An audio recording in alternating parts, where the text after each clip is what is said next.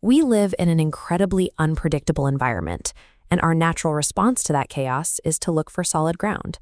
We want undeniable facts we can lock in place and build our entire worldview on top of. Operating this way is deeply comforting. When you eliminate doubt, you don't have to spend mental energy constantly reevaluating every decision you make. You simply follow the rules you've already established. But this desire for a secure footing often backfires. We get so desperate to feel safe that we take untested guesses and treat them as permanent, load-bearing facts.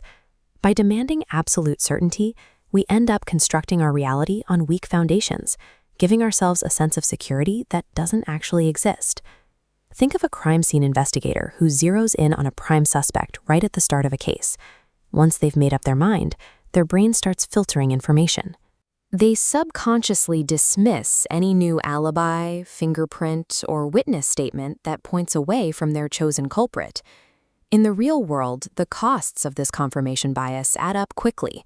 Taxpayer money is wasted on a flawed prosecution, an innocent person ends up behind bars, and the actual threat is left free to offend again. When we decide we are absolutely right about something, we lose our ability to process new information. We voluntarily close our eyes to the exact details we need to navigate the world accurately. The rigorous logic and scientific inquiry we rely on today trace back to ancient Greece, specifically to one of its key architects, Socrates. Yet the man credited with establishing that logic never wrote a single word of it down himself.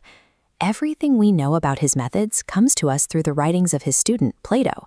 This creates a fascinating problem for historians. There is an ongoing debate over whether the Socrates we study was a real historical figure or simply a literary device Plato invented to deliver his own ideas. That lingering doubt about his existence perfectly mirrors the core philosophy he is famous for. As Plato wrote in the Apology, Socrates' greatest realization was his explicit admission that he knew practically nothing. The strictest system of logic we have didn't begin with a man declaring he had all the answers. It started with the deep humility of a thinker recognizing his own ignorance. We can apply this Socratic humility today using something called the interconceptualist framework. It is a practical cognitive tool designed to override our biological urge to lock on to the first comforting answer we find. The mechanism is straightforward, though it takes continuous effort. You have to actively and repeatedly question the basic assumptions you hold about the world. Isolate a specific belief and intentionally fire conflicting data directly at it. If the assumption crumbles under new evidence, you've prevented yourself from building on a structural flaw. But if the belief survives, it hardens into an evidence-based fact you can rely on. The most reliable way to engineer a trustworthy understanding of reality is to spend your time actively trying to break your own ideas.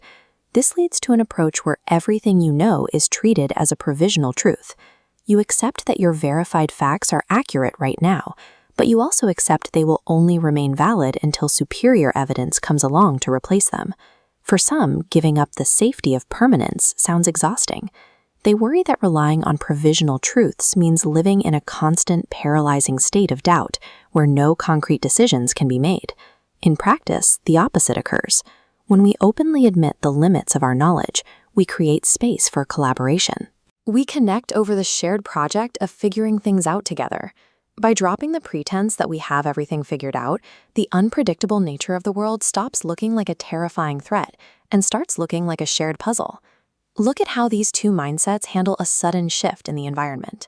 A rigid belief system is brittle and simply breaks under pressure, while an adaptable mind safely absorbs the impact.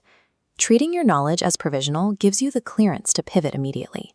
The moment an old method stops working, you don't waste time defending it.